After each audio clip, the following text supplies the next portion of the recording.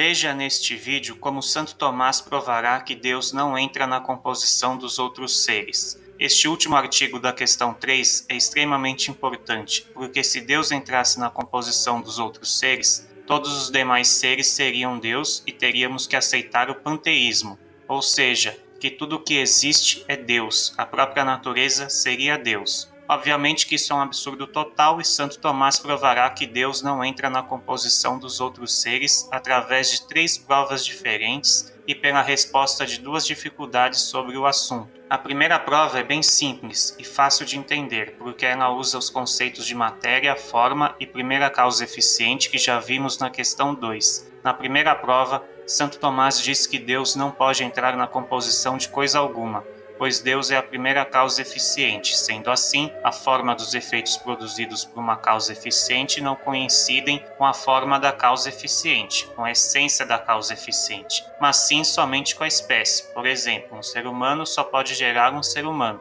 Por isso mesmo que um zigoto já é um ser humano, porque não há possibilidade nenhuma de uma mulher gerar outro ser que não seja um ser humano. E como o zigoto é a primeira célula que vai se desenvolver e se tornar um bebê, e não pode de modo nenhum se desenvolver e virar outro ser, logo no zigoto já temos o início da vida humana. Portanto, a vida humana tem seu início na concepção do jeito que a Igreja Católica ensina, pois se o zigoto for morto, o bebê não nascerá, ou seja, de todo modo uma vida humana inocente seria executada. Por isso que não há justificativa moral nenhuma para o aborto, não importa o caso, pois não há como justificar a morte de uma pessoa inocente.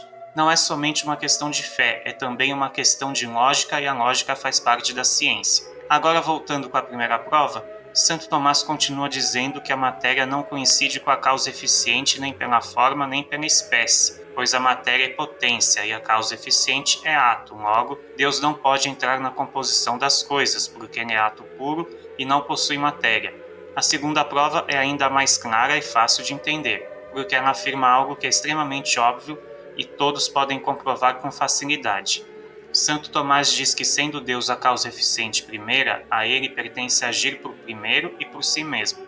Ora, o que entra como parte num composto não é o que age primeiro e por si mesmo, e sim o próprio composto a quem age. Por exemplo, não é a mão que sozinha corta o pão com a faca, e sim o homem usando a sua mão que corta o pão com a faca. Mas como Deus é quem age primeiro e por si mesmo, pois é a causa primeira eficiente, logo Deus não pode ser parte de um ser composto. A terceira prova é de longe a mais complicada das 3, porque teremos que aprofundar o nosso entendimento de matéria e forma, mas mesmo assim você verá que não é nenhum bicho de 7 cabeças. Santo Tomás diz que nenhuma parte de um composto pode de modo absoluto ser a primeira realidade entre os entes, tampouco a matéria e a forma que são as primeiras partes dos seres compostos, pois a matéria está em potência e é absolutamente posterior ao ato, como já foi explicado na questão 2, artigo 3. A forma, por sua vez, que é parte do composto, é uma forma participada. Ora, assim como o participante é posterior ao que é por essência, o mesmo ocorre com a coisa participada.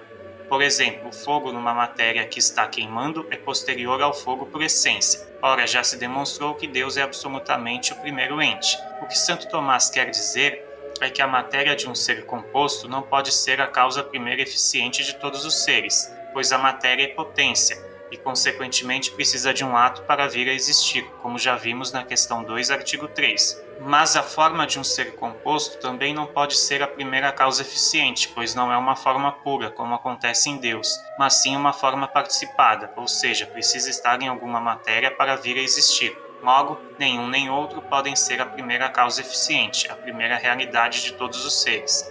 Mas Deus não é matéria, pois é ato puro, e Deus não é forma participada, e sim forma pura, como também já vimos no artigo 2 desta questão. Logo, Deus não pode entrar na composição dos outros seres. Agora nos resta ver como Santo Tomás respondeu às 3 dificuldades sobre esse assunto, sendo que a primeira dificuldade é bem difícil de entender e responder, porque nós precisaremos entender que mesmo Deus dando existência a tudo que existe, mesmo assim a sua essência não entra na composição de nenhum ser criado.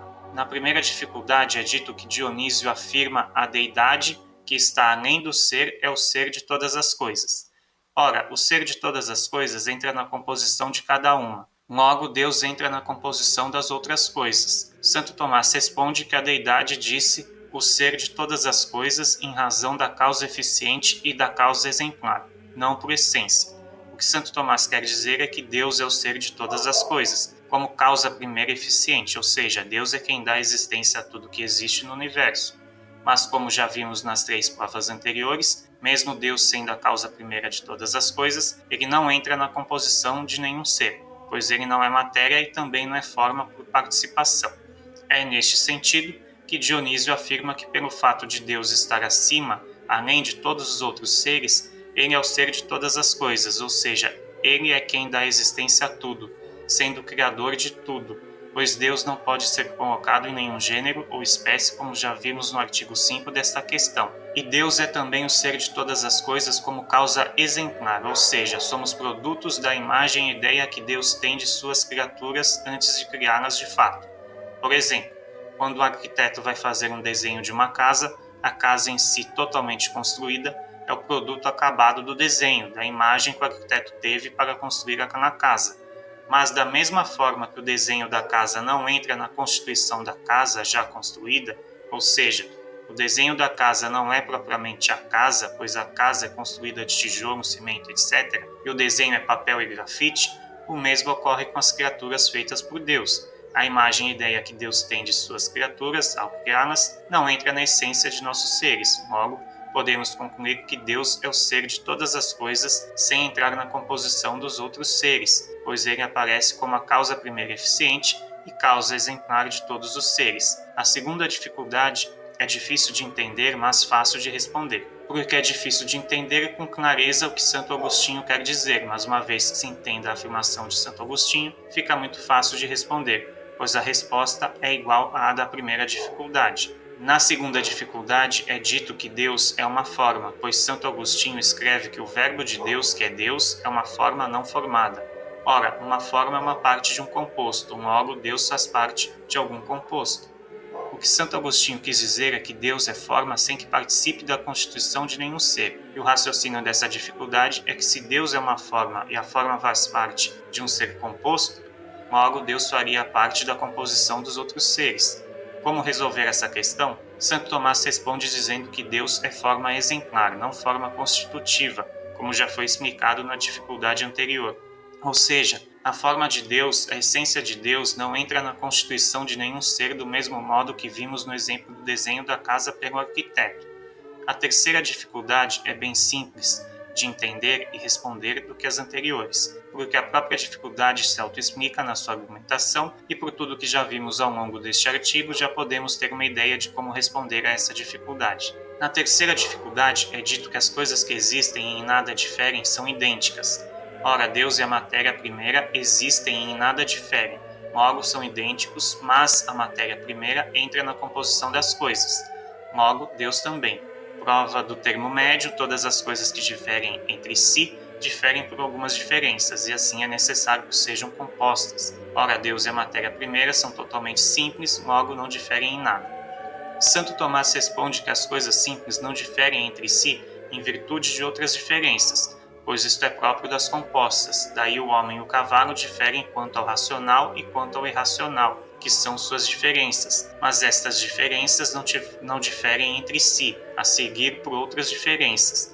Assim, para falar com precisão, não se pode propriamente dizer que diferem, mas que são diversas, pois, como diz o filósofo no livro 10 da Metafísica, o filósofo Aristóteles, diverso se diz de maneira absoluta, ao passo que as coisas diferentes diferem por algo. Ora, para falar com precisão, a matéria primeira e Deus não diferem, são realidades diversas por si mesmas. Não se pode, pois, concluir por sua identidade. O que Santo Tomás quer dizer é que para algo ser diferente de outro, ele precisa ter alguma diferença, não diferirem totalmente, pois se houver uma diferença absoluta entre eles, devem ser chamados não apenas de diferentes, mas de diversos, que é justamente o que ocorre entre Deus e a matéria, pois a matéria pré-existe de maneira completamente diferente de Deus.